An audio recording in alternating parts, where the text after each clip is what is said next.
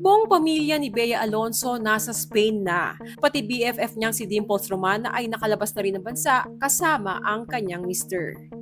Mainit na usap-usapan ngayon sa showbiz ang nalalapit na kasal ng aktres na si Bea Alonso sa Chinese businessman na si Vincent Ko na magaganap sa May 16 sa Spain. Ngunit kasabay ng excitement ng fans ni Bea ay bumungad din ang kontrobersya. Ang issue tungkol sa umunoy prenuptial agreement na sinasabing naging dahilan ng pagdududa kung matutuloy pa ba ang kasalan. Ayon sa ilang kumalat na ulat at viral post ng isang abogado, may mga lumabas na kondisyon umano sa prenup na ikinagulat ng marami.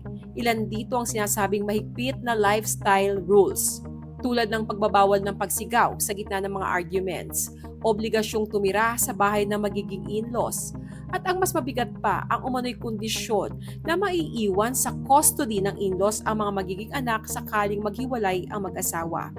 Dahil dito, umugong ang balita na hindi raw pumirma si Bea sa naturang kasunduan.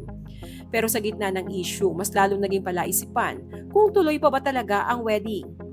Dahil sa gitna ng nalalapit na schedule ng kasal ni Bea at Vincent sa Spain ay spotted ang buong pamilya ng aktres na nasa Spain na. Mas lalo pang nag-init ang usapan nang makita rin si Dimples Romana at ang kanyang asawa na bumiyahe palabas ng bansa, na ayon sa kanyang Instagram story ay nasa first class flight, ngunit hindi niya binanggit ang eksaktong destinasyon.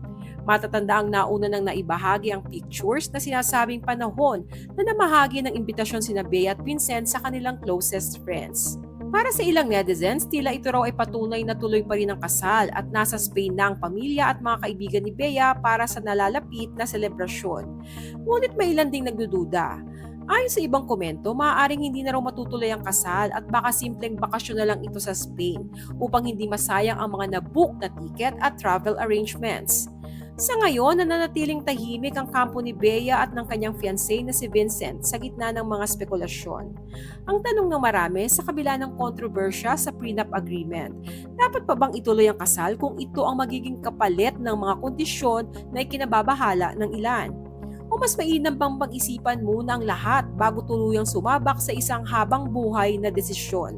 Share your thoughts below.